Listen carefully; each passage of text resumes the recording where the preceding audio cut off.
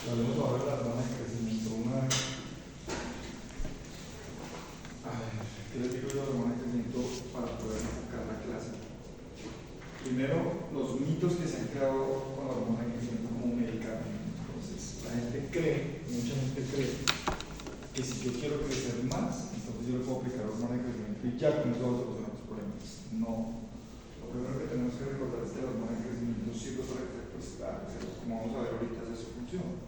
Pero ella no actúa sola, ella actúa al lado de otras hormonas que también ayudan a crecer. Entonces, en ese orden de ideas, solita no podría hacer todos los efectos que uno quiere que produzca, pero que sí, hay pacientes que nacen con el efecto de la hormona y que necesitan, a ellos sí hay que aplicar, y sí se necesita, y sí produce sus efectos. Si lo vemos rápidamente, esta es una de las hormonas que pertenecen a la adenomipófisis. Entonces, allí, en la adenomipófisis, que está ubicada allá en esta zona de la silla turca, que es la zona más grande, se secretan estos. Entonces, ¿dónde se sintetizan? A partir de las células somatotrópicas o somatropas, que aún más en la región natural de esa adenomipófisis. Entonces, lo que debemos recordar es que hace menos de 100 años se descubrió exactamente dónde estaba localizado. Y aquí hay una cosa interesante que debemos comenzar a parar, y es que actualmente, con base en sus acciones, se habla de un eje somatotrópico un poco más extenso. Entonces, el hipotálamo, yo lo voy a repetir varias veces durante la clase, secreta la que va a ser su predecesora, la hipófisis, la secreta, pero también necesitamos al hígado y a los tejidos diana, y algunas hormonas que están relacionadas con la hormona de crecimiento son la grelina, la hormona liberadora de hormona de crecimiento, la somatostatina, la TRH y la IGF-1. ¿Con qué nombre la podemos encontrar en los textos? Como hormona de crecimiento, como GH o somatotropina o somatropina. Cualquiera de esos cuatro nombres están hablando de lo mismo, de hormona de crecimiento. ¿Cuál es la medida media? Entonces, en niños y adultos, entre 6 a 20 minutos, quiere decir que no todo el día tenemos hormona de crecimiento. ¿A cuánto? ¿Cuánto se produce diariamente? Depende si usted es adulto o si usted es niño. Si es adulto, de 0,2 a 1 miligramo y es de tipo pulsátil. ¿Qué quiere decir de tipo pulsátil? Que se secreta así. En unos momentos del día se secreta, desciende, no tenemos nada, vuelve, sube. Eso es pulsátil, por pulsos, por raticos, no todo el día. ¿Qué pasa cuando ya no necesitamos la hormona de crecimiento? Cuando ya hemos utilizado, entonces se metaboliza en el hígado, o sea, ya no la utilizamos más y el hígado se encarga de metabolizarla para poderla eliminar cuando ya no la necesitamos. Recuerden ese cuadrito, la de hipófisis produce células somatotropas, recotropas, corticotropas, tirotropas, sonotropas, y depende cada una de ellas cómo son. Entonces, ¿sobre quién actúa la hormona de crecimiento? Casi sobre todos los tejidos, con una particularidad que no la encontramos en otras hormonas que vamos a ver, y es que la hormona de crecimiento recibe su impulso, como lo veremos ahorita, del hipotálamo. La de la hipófisis la secreta a partir de las células somatotropas, pero ella no tiene una glándula sobre que actuar, como por ejemplo si lo hace la TSH, que vaya a actuar sobre la glándula tiroidea, o como si la CRH, que actúa sobre la glándula suprarrenal. Esta no. Entonces, ¿sobre quién actúa? Sobre casi todo, por no decir que todas las células del organismo para hacerlas crecer. Por eso no tiene una glándula específica. Está compuesta naturalmente en el organismo localizado en el brazo corto del cromosoma 17, quiere decir que cualquier paciente que tenga una alteración en el brazo corto horizontal, en el brazo largo del cromosoma 17 va a tener una afectación de la hormona de crecimiento. Ahora bien, es una hormona tipo proteica, que ayuda aquí a controlar el crecimiento de todo el cuerpo, pero aquí viene, dice otra cosa muy interesante que vamos a hablar. y el uso de la glucosa y la grasa del cuerpo. ¿Qué quiere decir? Que no solamente tiene una actuación en el crecimiento, sino que también tiene una acción metabólica sobre glucosa y sobre grasas que ya vamos a ver. Dice que la producción empieza a declinar, o sea, a bajar después de los 30 años, después de los 50 ya decae de manera importante. En otras palabras, lo que me está diciendo es que entre más joven, más produzco hormona de crecimiento. Pero después de los 30 comenzamos a decaer y después de los 50 más. De todas maneras, siempre estamos produciendo, así sea, después de los 50 pequeñas cantidades, pero sí estamos produciendo, pero no lo mismo que cuando éramos niños, ¿verdad? Entonces, ¿dónde actúa? Vísceras, miodardos, huesos, cartílagos, ¿cierto? Y ya lo dijimos, que es pulsátil. Otra cosa interesante que descubrieron es durante el día cuando se produce más, y se demostró que durante el sueño profundo uno produce más hormona de crecimiento. No se sabe por qué, pero es más efectivo cuando estamos en sueño profundo. Esa es la estructura de la hormona. Es una molécula proteica que contiene 191 aminoácidos. Comparémosla con la ADH, que solamente tenía 9, o con la oxitocina, solo 9. Esta tiene 191, lo que quiere decir que es 20 veces más grande que esas otras, que son más chiquiticas. Induce el crecimiento de casi todos los tejidos que conservan esa capacidad. Favorece el tamaño de las células y estimula la mitosis. No todas las células lo pueden hacer. La concentración normal en el plasma oscila entre 1.6 a 3 nanogramos si es un adulto, pero si es un niño o un adolescente, 6 nanogramos, 4 veces más tienen hormona de crecimiento los adolescentes o los niños que un adulto. Y puede aumentar hasta 50 nanogramos cuando se agotan las reservas de proteínas o hidratos de carbono, porque ya está hecha para eso. Y aquí vamos a hacer un paréntesis y vamos diciendo de una vez: la hormona de crecimiento es una hormona hiperglicemiante, aumenta los niveles de azúcar en la sangre. Por eso se aumenta tanto cuando no hay carbohidratos en el cuerpo o cuando no hay proteínas, porque ya está hecha para eso precisamente. Vamos acá. Se aumenta en ayuno, Doc. ¿Cómo? En ayuno se aumenta. Sí, claro. Sí, porque en ayuno se cae el azúcar. Ahorita veremos qué cosas aumenta y cuál disminuye, ya lo vemos. Vamos a empezar por el eje. El hipotálamo produce la hormona liberadora de la hormona de crecimiento, la se llama GH-RH. Aquí está, GH-RH. Pero también allí se sintetiza y se secreta otra que se llama somatostatina. Pero empecemos en orden.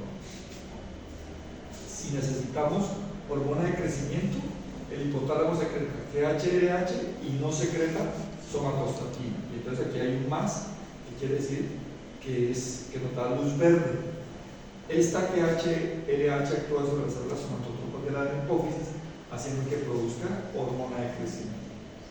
Esa hormona de crecimiento no va a ir directamente a los tejidos a que crezcan, sino que primero va a buscar al hígado para que el hígado secrete unas cosas que se llaman somatomielinas o también llamadas IGF, especialmente la IGF-1.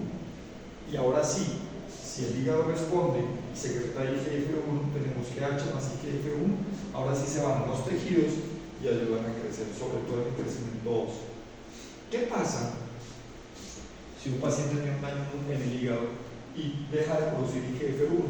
La GH se va sola, pero va a tener problemas y no va a poder trabajar bien. ¿Estamos de acuerdo? Entonces trabajan en conjunto, IGF-1 y GH, sobre todo el crecimiento óseo.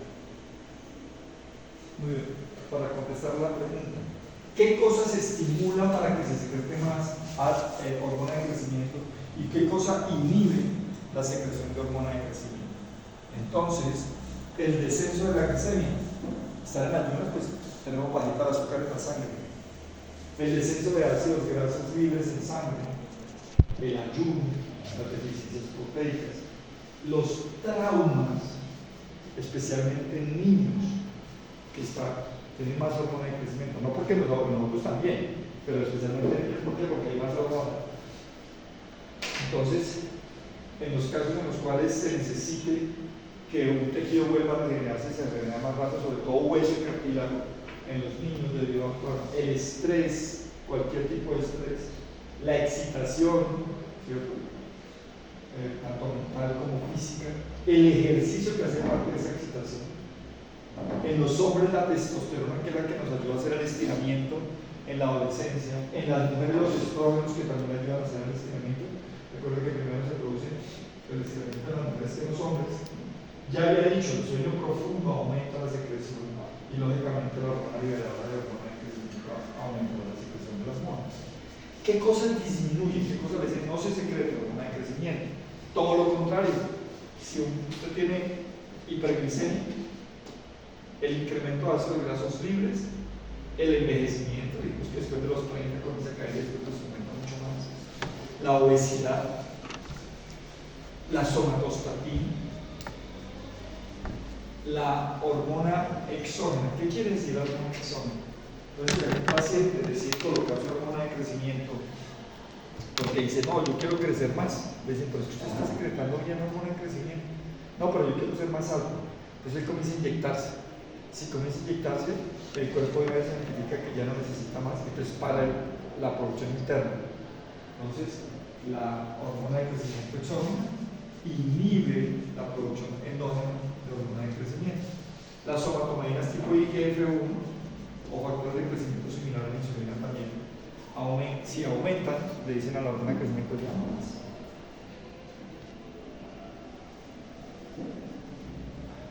Entonces, ¿qué hace para que crezcamos? Para que crezcan nuestros tejidos. Produce aumento del tamaño de las células y estimula la mitosis, donde es que llevo diciendo. ¿Qué sucede con esto? Que desarrolla mayor número creciente de células, como las células de crecimiento óseo, haciendo que el hueso crezca. La hormona de crecimiento intensifica el transporte de aminoácidos, ojo acá, a través de las membranas celulares hasta el interior de la célula. Voy a parar acá y voy a explicar. Si yo quiero crecer en un tejido, pues yo tengo que primero nuevamente traer los ladrillitos para crearlos. Entonces, una de las formas que lo hace es trayendo aminoácidos hacia los tejidos donde yo necesito crecer. Por eso, la hormona de crecimiento es una hormona anabolizante o anabólica, porque ayuda a construir. También ejerce la liberación de ácidos grasos de tejido adiposo y aumenta su concentración en líquidos corporales. Sí.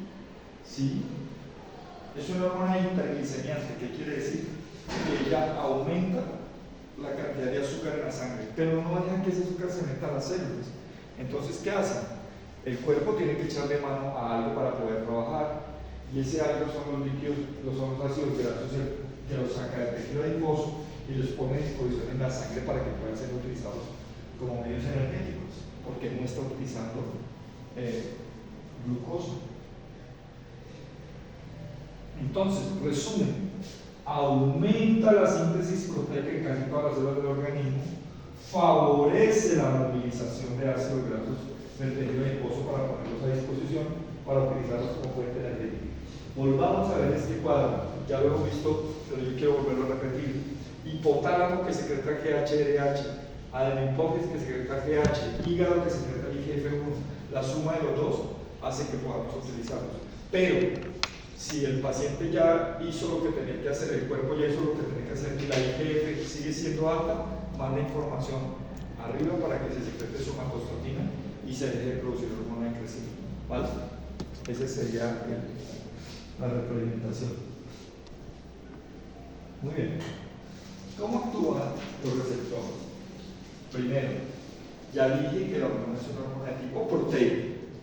Al ser una hormona de tipo proteica, su receptor está en la membrana, mirenlo acá. Es esta Y que ustedes están viendo acá con estas paticas largas y estas paticas cortas, esta es la membrana de cualquier célula. La hormona de crecimiento llega a su receptor y se introduce dentro de la célula, pero para hacerlo necesita dos ayudas. Unas moléculas que se llaman JAK o Janus-quinasas, que lo que ayudan es a entrar a la hormona a través de esas patas largas del receptor. ¿Y hacia dónde va la hormona?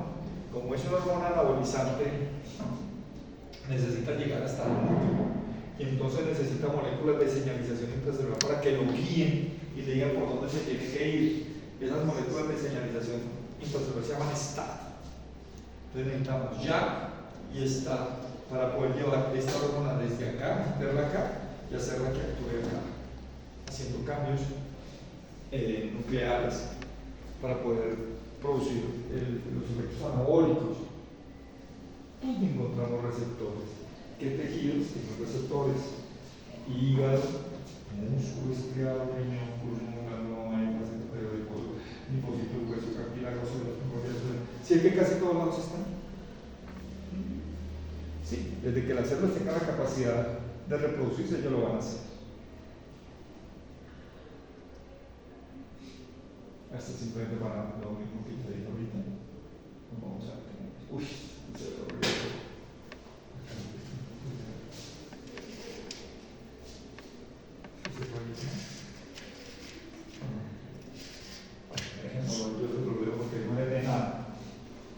Entonces yo he hablado de la IGF-1. ¿Pero qué es la IGF-1?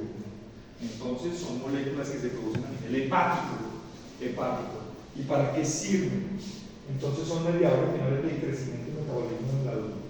Las IGF-1 también se llaman somatomedinas.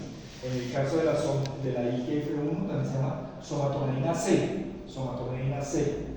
Son factores de crecimiento que son moléculas similares a la insulina, ¿cierto? Existen dos tipos, la 1 y la 2, IGF-1 y IGF-2. ¿Cuáles son las que están más relacionadas con el crecimiento? La IGF-1. A otras simplemente con otros procesos. Muy bien. ¿Cómo se secreta? Entonces volvamos otra vez ya. Claro que tienen que decir que vamos a empezar a repetir. Acuérdense que es fundamental para que se secrete la hormona es que el hipotálamo secrete hormona liberadora de hormona de crecimiento. ¿Cierto?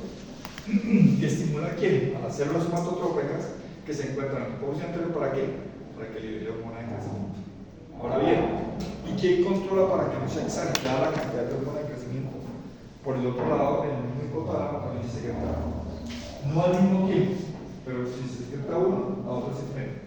Pero cuando ya no necesitamos más, entonces lo que se secreta es somatostatina. Secretada en el hipotálamo, ¿qué es lo que hace? Le dice a las células somatotróficas ya no secreten más hormona de crecimiento.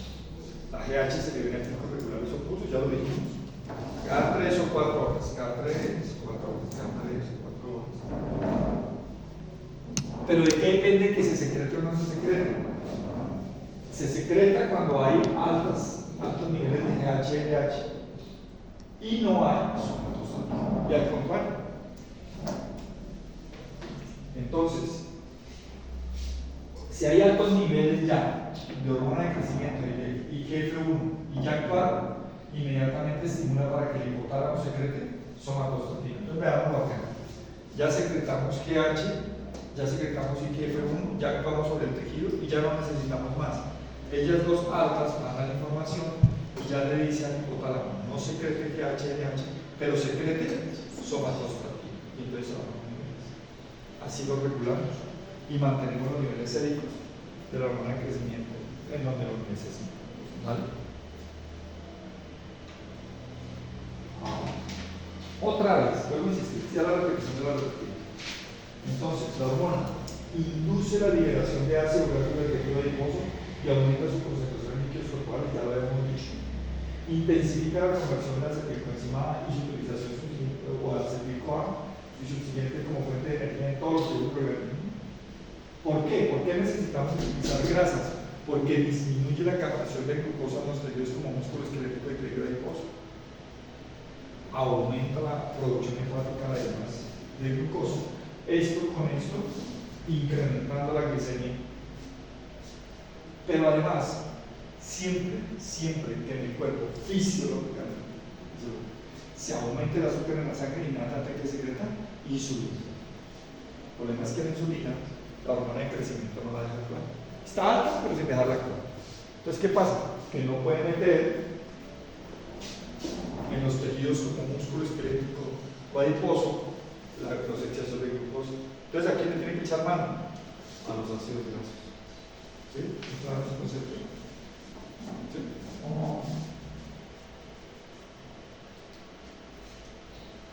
Muy bien. Otra de las cosas importantísimas de la hormona de crecimiento es que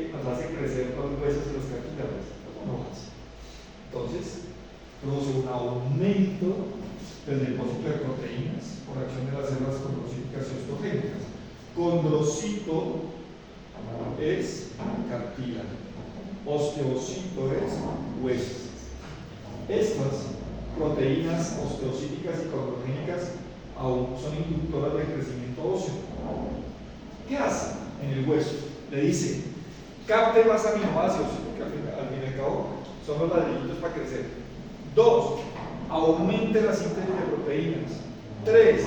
Aumente la síntesis de condroitinsulfato y colágeno.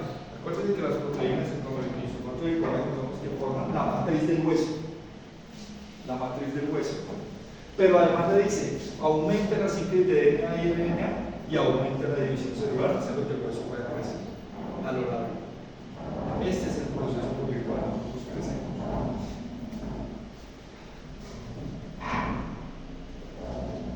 Bien, nuevamente, para completar esa diapositiva que estaba verde muy horrible, voy a volver a repetir lo mismo.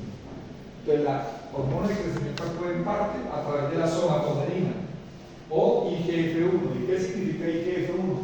Factor de crecimiento semejante a la insulina. Insulin, growth, G, factor, ¿cierto? 1. Insulin like factor growth o factor de crecimiento parecido a la insulina. ¿Dónde se producen estos IGF-1? En el hígado, proteínas pequeñas, también se llaman somatostatina, pero que son estimuladoras de los aspectos de crecimiento óseo. ¿Vale? Ya lo dijimos 4 veces.